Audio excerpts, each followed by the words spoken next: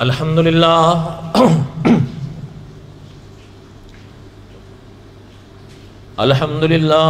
نحمده ونستعینه ونستغفره ونؤمن به ونتوکل علیہ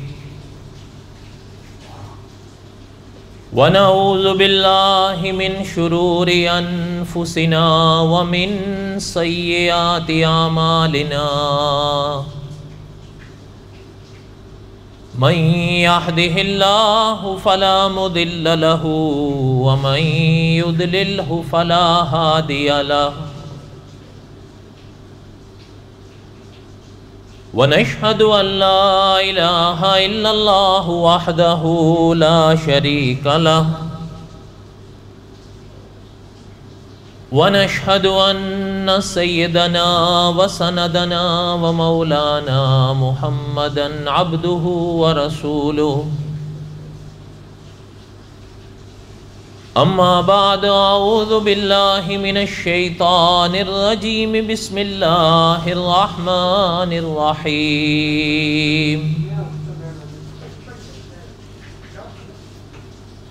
يا أيها الذين آمنوا كتب عليكم الصيام كما كتب على الذين من قبلكم لعلكم تتقون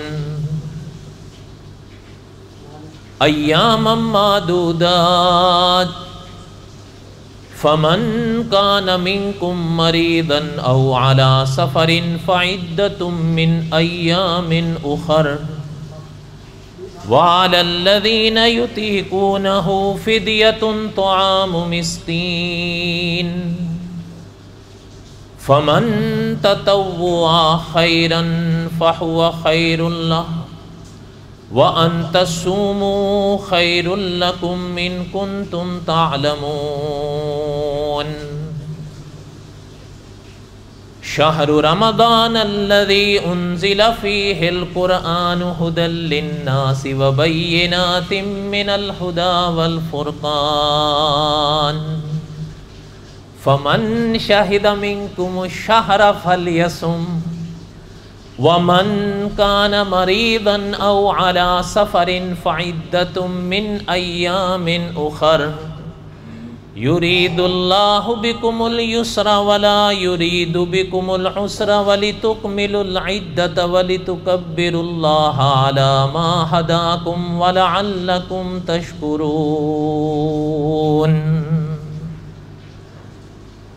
صدق الله العظيم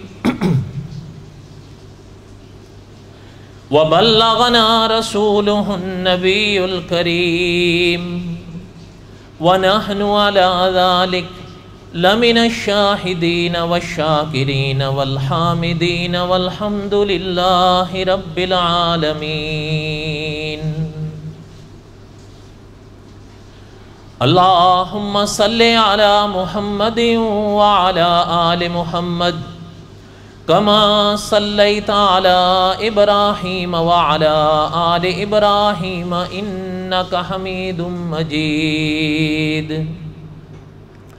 اللهم بارك على محمد وعلى آل محمد كما باركت على إبراهيم وعلى آل إبراهيم إنك حميد مجيد یا ربی صلی وسلم دائما ابدا علی حبیبک خیر الخلق کلہم هو الحبیب الذی ترجا شفاعته لکل حول من الاحوال مقتحم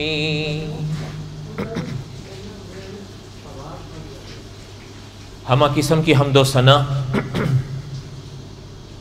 اللہ ذات لم یزل لا یزال کی پاک ذات کے لیے صدق کے دل سے لا تعداد مرتبہ درود و سلام امام الانبیاء حضرت محمد الرسول اللہ صلی اللہ علیہ وسلم کی پاک ذات کے لیے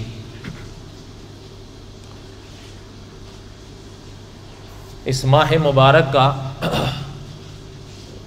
یہ آخری جمعہ ہے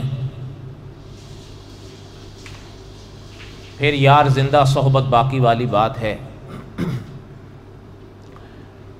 دعا ہے اللہ تعالیٰ پوری امت کے روزوں کو قبول فرمائیں، جو ہم سے ان عبادات میں کوتاہیاں قصور ہوئے اللہ ذوالجلال والاکرام اپنے فضل سے معاف فرمائیں، اور دعا ہے کہ اللہ تعالیٰ فلسطین کے مسلمانوں کی حفاظت فرمائیں، ان کی مدد فرمائیں۔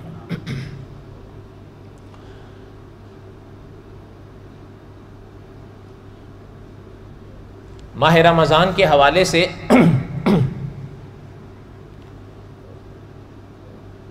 روح رمضان کے عنوان پر کئی باتیں ہم نے گزشتہ جمعوں میں پڑھی۔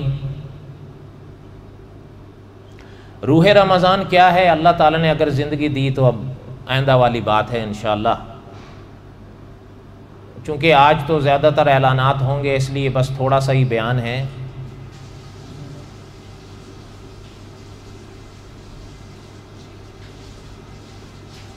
اس ماہ پاک کا روزہ فرض ہے، یہ ہم نے پڑھ لی۔ اس ماہ مبارک میں تراویح سنت ہے، یہ بھی ہم نے پڑھ لی۔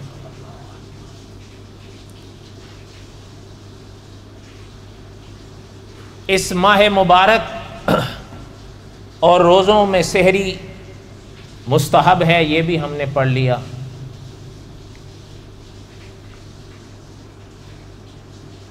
روزے کا معنی لغوی کیا ہے، اصطلاحی کیا ہے، وہ بھی ہم نے پڑھ لیا۔ روزہ ایمان کا تقاضا ہے، یہ بھی ہم نے پڑھ لیا۔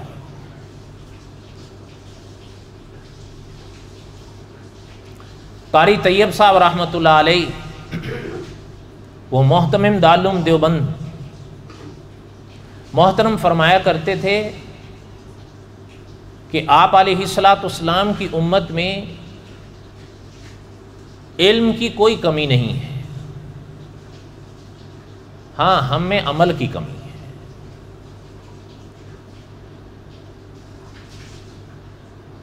ہر مسلمان جانتا ہے، بلکہ مسلمان تو مسلمانوں کے ماحول کے ارد گرد جو غیر مسلم رہتے ہیں وہ بھی جانتے ہیں کہ روزے ہم پر فرض ہیں۔ ابھی میں نے آیت پاک پڑھی نا، یا ایھا الذین آمنوا کتب علیکم الصیام۔ علماء نے لکھا ہے کہ اللہ ذوالجلال والاکرام نے یہ ندا اپنے ایمان والے بندوں کو دی ہے۔ الفاظ ہی ہیں، یا ایھا الذین آمنوا، اے ایمان والو، کتب علیکم الصیام، تمہارے اوپر روزے فرض ہیں۔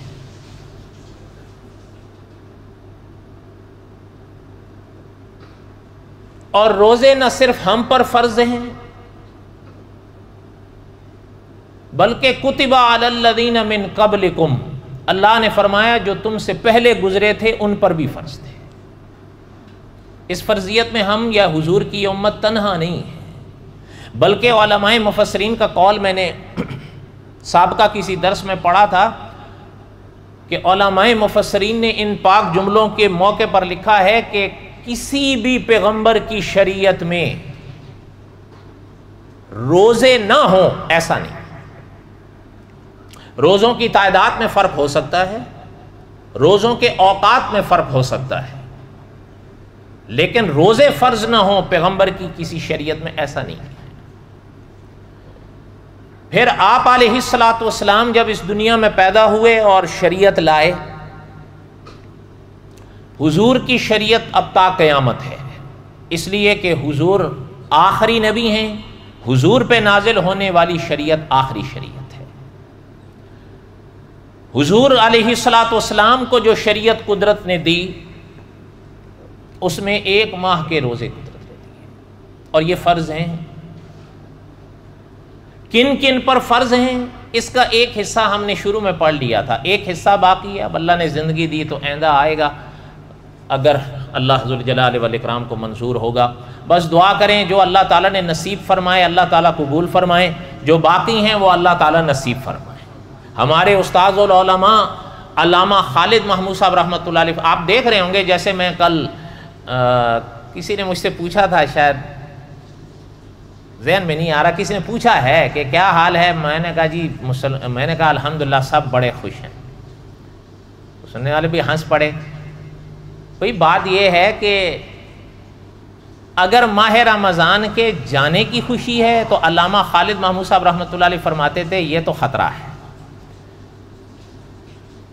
تو اس ماحول میں جو مسلمان ہم ہیں الحمدللہ ہمارا ماحول ان دنوں میں بڑا خوش ہوتا ہے، اس لیے کہ اب زیادہ سے زیادہ پیچھے یا 4 رہ گئے یا 5، اس سے زیادہ تو نہیں. لیکن ماحول خوش کیوں ہے؟ محترم فرماتے تھے کہ اگر ماہ رمضان کے جانے کی وجہ سے خوش ہیں تو یہ تو ٹھیک نہیں ہے، یہ تو خطرہ ہے. ہاں حضرت سے جب سوال ہوا کہ حضرت پھر یہ خوشی ہے کس بات کی، فرمایا ایمان کا تقاضا یہ ہے ماہ رمضان جانے کی خوشی نہیں ہے، ماہ رمضان پانے کی خوشی ہے. بس یہ فرق کر لو. کوئی پوچھے کہ اتنے پھر خوش کیوں ہو جب اتنی کیونکہ دیکھیں علماء کا یہ فرمان آپ پڑھیں نا، وہ فرماتے ہیں کہ اس ماہ مبارک میں رحمت کے قطرے بارش کے قطروں کی طرح برستے ہیں. تو پھر اتنی خوشی کیوں ہے؟ محترم فرماتے تھے خوشی ماہ رمضان کے جانے کی نہیں، ماہ رمضان کو پانے کی.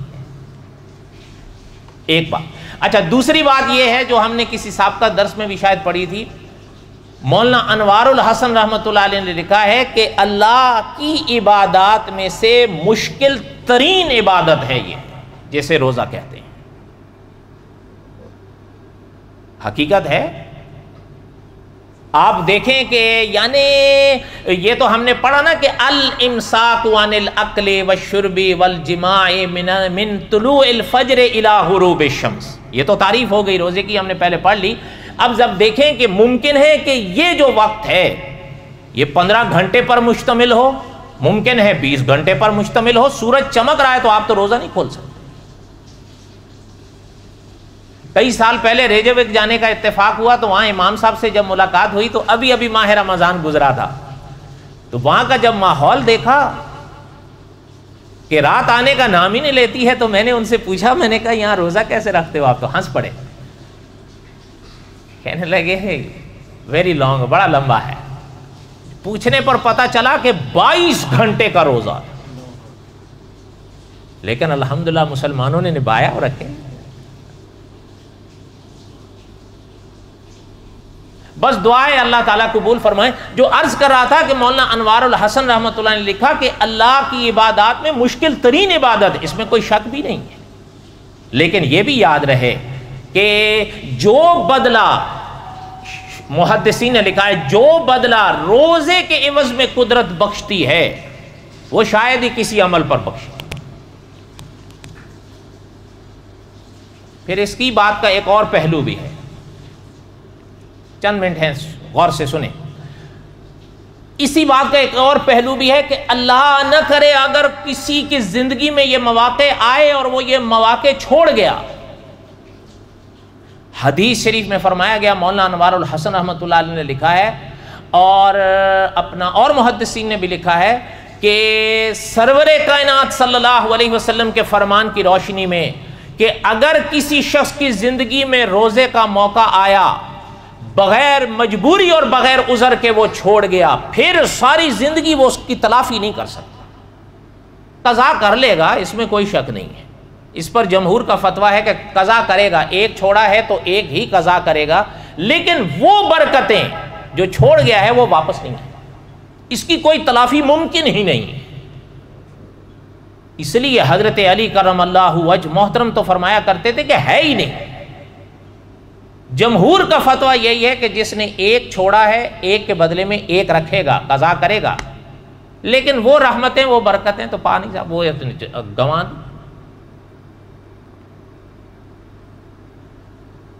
اللہ کے آخری نبی صلی اللہ علیہ وسلم کی ایک بات سنیں، دل کی لوح پر لکھ کے لے جائیں. آپ نے سنی ہوگی، ممکن ہے. محدثین نے لکھا ہے رحمہم اللہ کہ آقا صلی اللہ علیہ وسلم ایک دفعہ حرم تشریف لائے، صحابہ موجود تھے.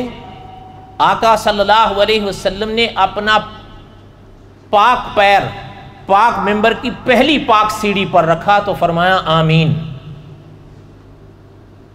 صحابہ متوجہ ہوئے، اس لیے کہ ایسا کبھی واقعہ پہلے ہوا نہیں. حضور تو تشریف لائے، ممبر پر بھی رونق افروز ہوئے، لیکن ایسا کبھی نہیں ہوا.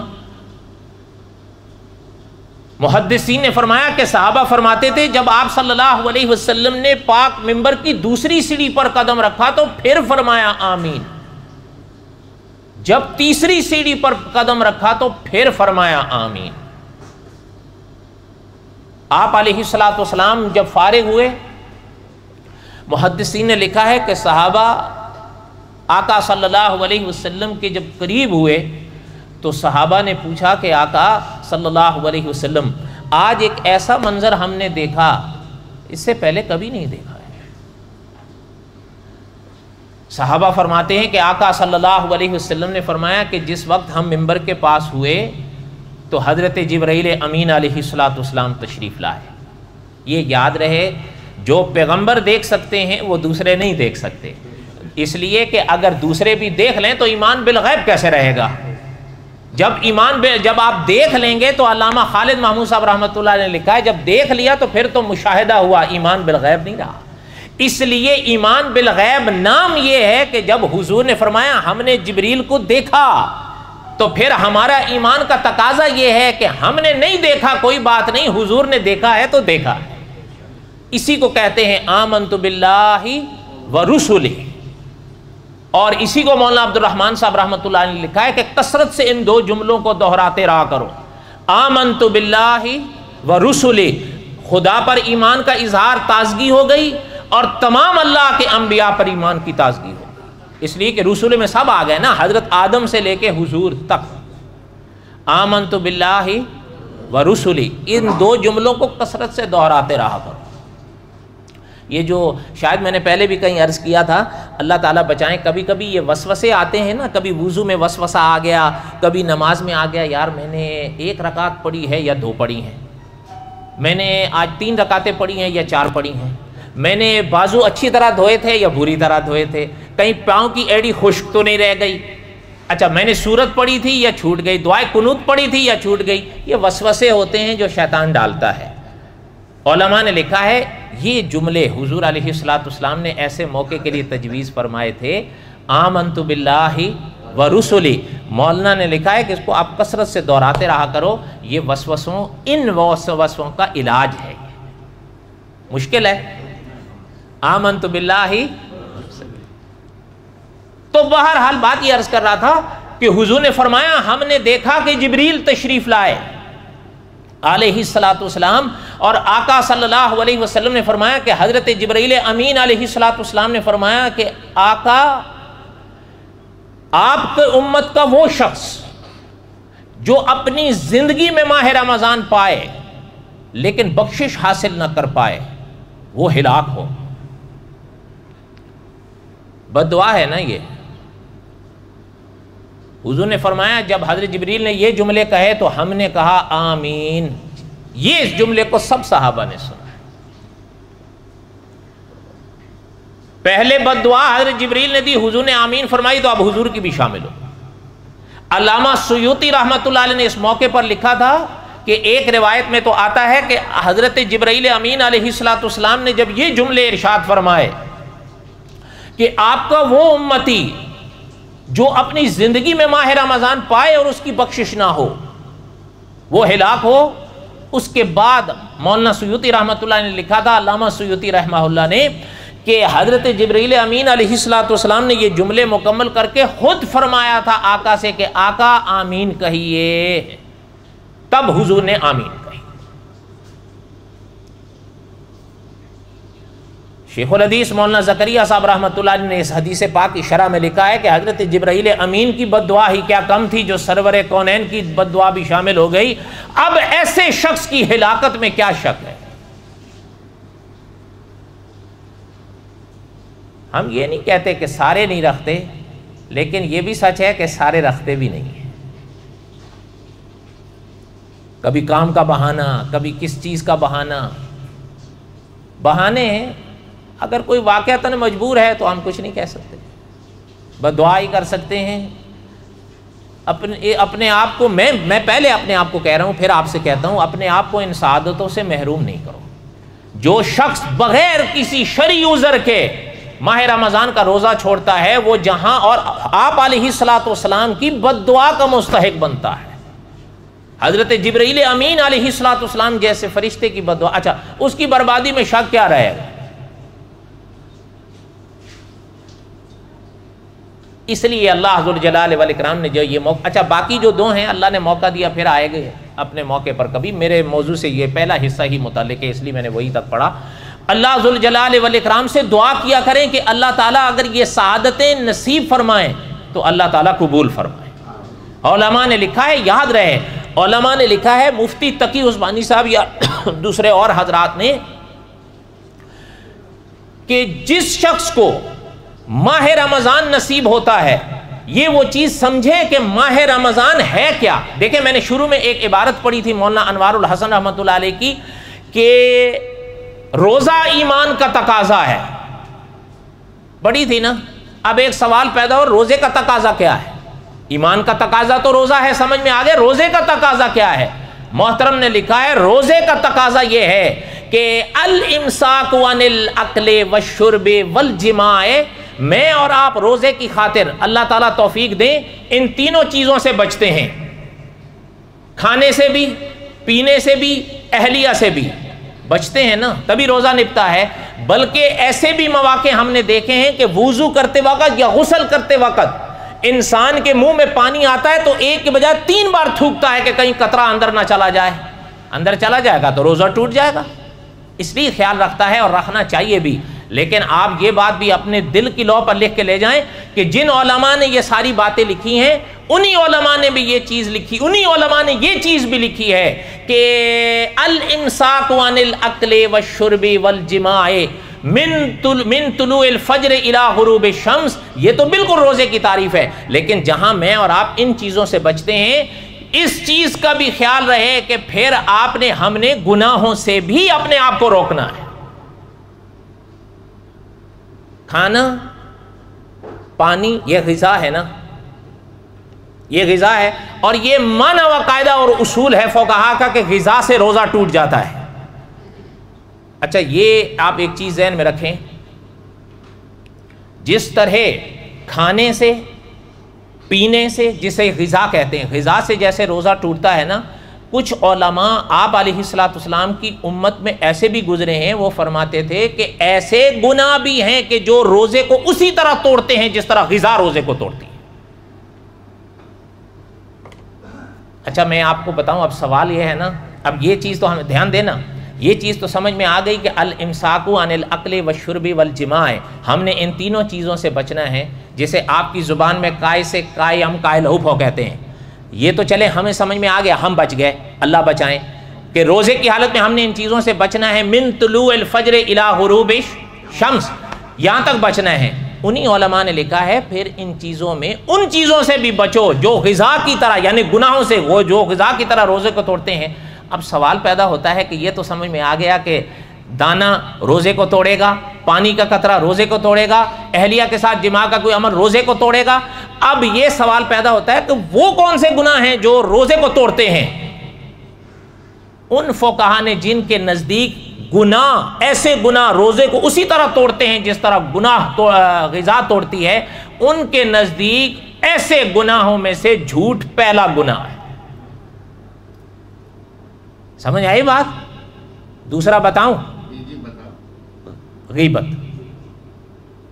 یہ دوسرا ہے۔ ان کے نزدیک یہ ہے کہ جس طرح آپ نے، ہم نے غذا سے اپنے آپ کے روزے کو بچایا ہے، اور جو مسلمان رکھتا ہے وہ بچانے کی کوشش کرتا ہے۔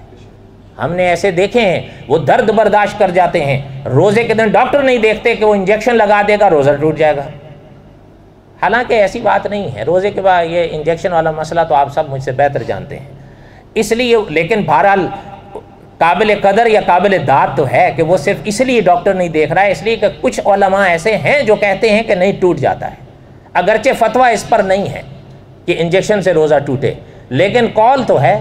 جب قول ہے تو ڈر تو لگتا ہے نا کہ یار کہیں ایسا نہ ہو کہ ٹوٹ جائے، قول تو ہے اگرچہ فتویٰ نہ ہو۔ اس کی موٹی سی مثال ہے، حضور کی امت کے 4 بڑے امام ہیں جنہیں احناف، شوافع، مالکیہ، حنابلہ کہتے ہیں، یہ صدیوں سے ہیں۔ یہ 4 بڑے امام ہیں حضور کی امت کے، ٹھیک ہے، انہی کی نسبت سے حنفی، شافعی، مالکی، حنبلی کہلائی حضور کی امت۔ ان چاروں کے نزدیک نماز تراویح کی رکعتیں 20 ہیں. کتنی ہیں؟ 20 ہیں. اچھا یہ چلتے چلتے ایک بات سننا، اس دن میں نے کسی دوست کو یہاں بتائی، محفوظ ہو جائے گی. یہ چاروں ائمہ حضور کی امت کے ہیں، آج سے نہیں ہے، صدیوں سے. اور ان کے ان چاروں کے درمیان میں مسائل میں اختلافات ہیں، یاد رہے، اس میں کوئی شک نہیں ہے. لیکن کچھ مسائل ایسے ہیں جن پر یہ چاروں اکٹھے ہیں، ان میں ان چاروں میں کوئی اختلاف نہیں ہے.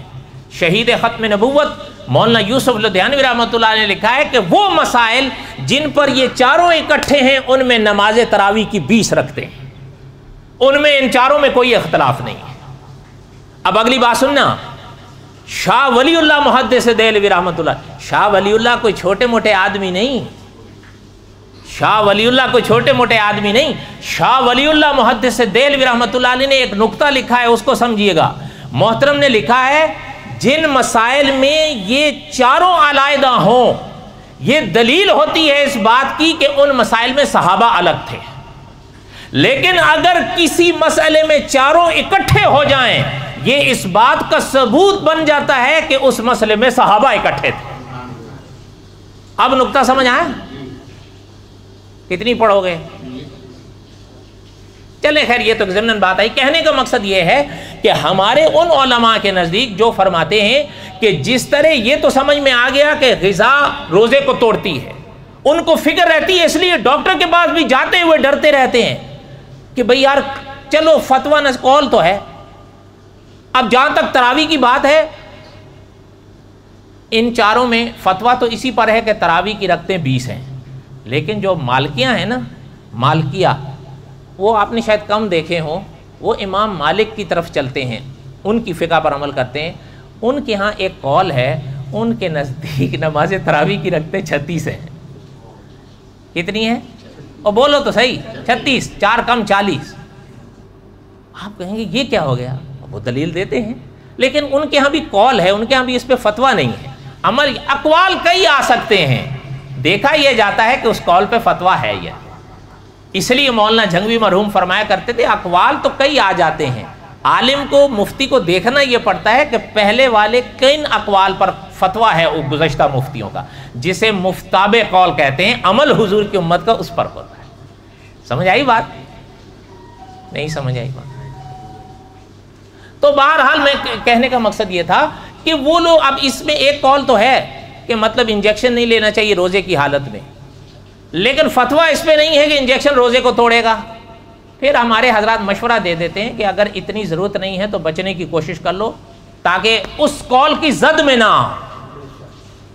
ہاں مجبوری ہے تو کوئی ڈاکٹر اگر آپ کے لیے اسی انجیکشن کو تجویز کرتا ہے کہ آپ کی بیماری کے لیے یہ ضروری ہے تو لگا لے گا، تو روزہ ان فتوے کے مطابق آپ کا ٹوٹے گا نہیں، ہو جائے گا. اس لیے پریشان ہونے کی ضرورت نہیں. اس لیے ہمارے ایک استاد ہوا کرتے تھے، وہ فرمایا کرتے تھے ایک ہوتا ہے تقویٰ، ایک ہوتا ہے فتویٰ. بڑے لوگوں کی باتیں بڑی ہوتی. تو خیر میرے کہنے کا مقصد یہ تھا کہ وہ حضرات فرماتے تھے جیسے آپ اور ہم روزوں کا خیال رکھتے ہیں غذا سے کہ ٹوٹنے نہ پائے، وضو انسان کرتا ہے، کلی کے لیے پانی لیتا ہے، ڈر لگتا ہے اندر ہی نہ چلا جائے. آپ کو بھی لگتا ہے نہیں؟ اور بولو تو صحیح، ڈر تو ہوتا ہے نا. یہ نہ اندر ایک قطرہ بھی چلا جائے گا تو روزہ تو کیا. یہ تھوڑا ہے کہ آدمی جو ہے وہ پورا لقمہ کھائے گا تو تبھی روزہ، ایسا تو نہیں، ایک قطرہ بھی روزے کو توڑ دے گا. اس لیے روزے کا خیال رکھنا چاہیے. تو اور جو روزہ دار ہیں وہ رکھتے ہیں الحمدللہ. تو ان علماء نے ہمیں یہ سمجھایا ہے آپ کو اور مجھے کہ جس طرح غذا سے اپنے روزے کو بچاتے ہو کہ روزہ خراب نہ ہو، تو گناہوں سے بھی اپنے آپ کو، اپنے روزے کو بچاؤ کہ روزہ خراب نہ ہو. ان کے نزدیک جس طرح غذا سے روزہ ٹوٹتا ہے، ان کے نزدیک غیبت یا جھوٹ سے بھی ویسے ہی ٹوٹتا ہے، اگرچہ اس پر فتویٰ نہیں ہے. یہ شکر کرو فتویٰ نہیں ہے، لینے تو آپ اور میں تو سارے پھر قضا ہی کرتے رہتے میرے ہیں، کیونکہ رکھتے ٹوٹ جاتا، رکھتے ٹوٹ جاتا. آپ نہیں بولتے ہوں گے، مسئلہ تو ہم جیسوں کا ہوتا ہے، آپ تو خیر خیال رکھتے ہوں. غیبت ہے ان کے نزدیک ٹوٹ جاتا ہے، جس نے غیبت کو کہتے ہیں روزہ ٹوٹ گیا، ان کے ہاں قول ہے. ہمارے ہاں بھی کتابوں میں ہے لیکن قول ہے، فتویٰ نہیں ہے، شکر کرو فتویٰ نہیں ہے، ورنہ آپ اور ہمارا تو شیخ الحدیث مولانا زکریا صاحب رحمۃ اللہ علیہ نے لکھا ہے کہ ہمارا تو روزے کی حالت میں وقت گزارنے کا شغل ہی یہی ہے، جیسے غیبت کہتے ہیں۔ اگر ان کے نزدیک اگر اس پہ فتویٰ ہو جاتا تو پھر تو آپ تو میں تو سارے روزے، آپ تو کہتے ہو جی سارا سال روزے رکھنے، اب ہمارے مہینے بھر سے تنگ آ جاتے ہیں تو سال بھر کے کون قضا کرتا؟ پھر تو آسانی سے جان چھوٹ جاتی کہ جو ہو ہی نہیں سکتا۔ بس شکر کرو، اللہ تعالیٰ علماء کی قبروں پہ کروڑوں رحمت نازل فرمائیں۔ یہ یاد رہے کسی شے میں شبہ پیدا ہو جائے تو یہ قاعدہ ہے نا جسے آپ کی بھاشا میں بینیفٹ آف ڈاؤٹ کہتے ہیں کہ شبہ کا فائدہ کس کو جاتا ہے؟ ملزم کو نہیں ہے، شبہ کا فائدہ ملزم کو جاتا ہے نا۔ یہ حضور علیہ الصلوۃ والسلام نے بھی اس قانون کو نبھایا تھا کہ جو شبہ فائدہ ہو اس کا فائدہ ہمیشہ ملزم کو جاتا ہے۔ اس لیے جو قول آ گئے ہم سر آنکھوں پہ رکھ کے اس کو بچنے کی کوشش کرتے ہیں۔ اس لیے علماء نے لکھا ہے روزے کی حالت میں جیسے غذا سے بچتے ہو، پانی سے بچتے ہو اور چیزوں سے بچتے ہو تو اپنے آپ کو گناہوں سے بھی بچاؤ، اور اتنا بچاؤ۔ آپ ایک عالم ہیں، بہت بڑے عالم ہیں، انہوں نے لکھا ہے ایک حدیث شریف کی شرح میں، انہوں نے لکھا ہے کہ اگر ایک انسان نے روزے کو اس طرح نبھایا کہ جہاں غذا سے بچا، پانی سے بچا، اہلیہ سے بچا، وہاں جھوٹ اور غیبت سے بھی بچا، بد نگاہی سے بھی بچا، یہ بھی اللہ تعالیٰ بچائیں۔ آپ یاد رہے حدیث شریف کی روشنی میں مولانا امین اکاڑوی رحمۃ اللہ علیہ فرمایا کرتے تھے بد نگاہی اتنا بڑا گناہ ہے، یہ ایمان کی حلاوت کو خراب کر دیتی ہے۔ محترم فرماتے تھے اگر روزے کی حالت میں جس نے اس کو جھوٹ سے بچایا، جس طرح غذا سے بچایا، جس نے اس کو غیبت سے بچایا، غیبت اچھا ایک تو لفظ آپ نے سنا ہے نا، رشوت دینی جائز ہے، لینی تو سب کو پتا ہے ناجائز ہے، دینی اور بولو تو صحیح، ڈھیلے بولتے ہو کیونکہ نہ لی ہو دی تو ہے نا سب نے، ہاں سیدھی بات ہے، بس کوئی مجبور کرے تو اللہ تعالیٰ سے معافی مانگ لیا کریں، جائز کوئی بھی نہیں کہتا، لیکن یہ ہے کہ فقہا نے لکھا ہے مجبوریاں کبھی کبھی انسان کو جکڑ دیتی ہیں کہ مجبوریاں انسان کے بس میں نہیں ہوتی، انسان مجبوریوں کے بس میں آ جاتا۔ اچھا لیکن پتہ تو ہے نا دونوں پہلو ہیں، لینے والا بھی اور ایسا ہی ہے نا۔ اچھا اسی طرح غیبت کے باب میں بھی علماء نے لکھا ہے کہ جو انسان غیبت کرتا ہے پتہ ہے گناہ ہے، جس طرح کرنا گناہ ہے سننا بھی گناہ ہے۔ اس لیے ان علماء نے لکھا ہے جس طرح روزے کو اپنے غذا سے بچاتے ہو، پانی سے بچاتے ہو، اہلیہ سے بچاتے ہو کہ ٹوٹنے نہ پائے، انہی علماء نے لکھا ہے اس کو جھوٹ سے بھی بچاؤ، اس کو غیبت سے بھی بچاؤ۔ ان علماء نے لکھا ہے اس کو پھر غیبت سننے سے بھی بچاؤ، جس طرح غذا اندر نہ جانے پائے یہ چیزیں بھی نہ جانے پائیں۔ مفتی تقی عثمانی صاحب نے لکھا ہے جو انسان اس طرح اپنے روزے کو نبھا گیا، اگر اس نے ماہ رمضان میں ایک رکعت نفل بھی نہیں پڑھا ہم کہیں گے وہ ماہ رمضان کی ہر برکت لے گیا۔ صحیح لکھا ہے غلط لکھا ہے؟ ایک بات مجھے یاد آئی سننا آخری، اس بات کا اس بات سے ربط کیا ہے وہ میں شاید آگے اگر بتا پاؤں تو بتا پاؤں، لیکن بات سننا، روزے کے موقع پر یہ بات مجھے یاد آئی، اب ربط ہے یا نہیں سن لو۔ حضرت علی رضی اللہ تعالیٰ عنہ کا نام یاد ہے؟ محترم نے فرمایا ایک دفعہ اللہ کے رسول صلی اللہ علیہ وسلم نے میری دعوت فرمائی، ضیافت۔ حضرت علی فرماتے ہیں جب ہم گئے تو اللہ کے رسول صلی اللہ علیہ وسلم نے بٹھایا، اور حضرت علی رضی اللہ تعالیٰ عنہ فرماتے ہیں کہ آقا صلی اللہ علیہ وسلم نے اضافنا رسول اللہ صلی اللہ علیہ وسلم علی الاسودین التمر والماء او کما قال النبی صلی اللہ علیہ وسلم، یہ الفاظ مجھے یاد آئے۔ محترم فرماتے ہیں کہ اللہ کے رسول صلی اللہ علیہ وسلم نے دو کالی چیزوں سے میری ضیافت فرمائی، التمر کھجور، والماء اور پانی۔ لیکن آگے سنیں، محترم فرماتے ہیں حضور نے کھجور پہلے خود لی کھائی، اس کا جو الس تھا وہ مجھے دیا، پانی لیا، پانی کا برتن حضور نے پہلے خود نوش فرمایا، پھر حضرت علی فرماتے ہیں مجھے دیا، فرمایا اب آپ پیو، فرمایا پھر میں نے پیا۔ مہمانی سمجھ میں آئی؟ اور بولو تو صحیح، ہو گئی۔ اب حضرت علی فرماتے ہیں کہ حضور نے یہ دو پاک عمل کرنے کے بعد ایک حدیث پاک مجھ سے بیان فرمائی، پوری حدیث بیان فرمانے کے بعد حضور نے وہ حدیث بیان فرما دی، آگے ایک موقع آیا کہ یہی حدیث پاک از اول تا آخر حضور کی ضیافت کے واقعے کے ساتھ، دیکھیں سعادت ہوتی ہے، اس سے بڑی سعادت کوئی نہیں ہے، اس لیے کہ بعد از خدا بزرگ توئی، قصہ مختصر یہ حضور کے لیے فرمایا گیا ہے۔ حضرت دیکھیں آج آپ کی اور ہماری اگر کوئی قیمتی شخص دعوت کر دیتا ہے، میں اور آپ ہر پہلو اس دعوت کا بیان کریں گے اپنا اعزاز سمجھتے ہوئے، حضور سے بڑھ کر اس مخلوق میں اللہ کے اور کوئی نہیں ہے۔ حضرت علی کی ضیافت حضور نے فرمائی، اپنا الس حضور کو دیا، اپنا پانی حضرت علی کو حضور نے دیا۔ اچھا جب حضرت علی نے وہ حدیث پاک تب حضور نے بیان فرمائی تھی نا، حضرت علی نے جب وہ حدیث پاک بیان فرمائی، یہ سارا منظر بھی بیان فرمایا، شاگرد سننے لگے، سن کے بعد ختم ہو گئی۔ ان شاگرد کے سامنے حضور تو نہیں تھے، حضور تو اس دنیا سے پردہ فرما چکے تھے، حضرت علی تو تھے، تو ان شاگرد نے حضرت علی سے فرمایا کہ حضرت پھر کھجور مجھے بھی کھلائیں اور پانی مجھے بھی پلائیں۔ تو حضرت علی نے بھی پھر اسی طرح کیا، کھجور کھا کے الس اپنے شاگرد کو دی، پانی پی کر باقی پانی اپنے شاگرد کو دے دیا۔ آپ یقین فرمائیں حضور کی ادائیں ہیں، آج 15 صدیوں سے یہ حدیث جو بھی محدث پڑھاتے ہیں وہ پہلے ایک کھجور خود کھاتے ہیں، جو بچتی ہے وہ شاگرد کو کھلاتے ہیں، پانی پہلے خود پیتے ہیں، جو بچتا ہے وہ اپنے شاگرد کو پلاتے ہیں، اس کے بعد وہ حدیث بیان کرتے ہیں۔ اس لیے مولانا امین اکاڑوی رحمۃ اللہ علیہ فرمایا کرتے تھے، حضور کی شان کو سمجھو کہ حضور کی عبادات تو رہیں، عادات تک محفوظ ہیں۔ یہاں تک بات سمجھ آئی ہے؟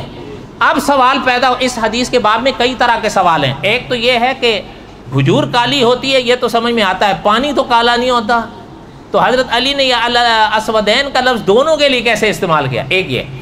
دوسرا یہ ہے، یہ تو سمجھ میں آ گیا کہ الس حضور نے کھایا، پانی حضور نے پیا اور بچا ہوا حضرت علی کو دیا، لیکن اس موقع پر جو حدیث حضور نے بیان فرمائی وہ کون سی تھی؟ ہے نا یہاں؟ اب بقیہ تھا انشاءاللہ آئندہ سال۔ وما علینا الا البلاغ المبین، سنتیں پڑھو۔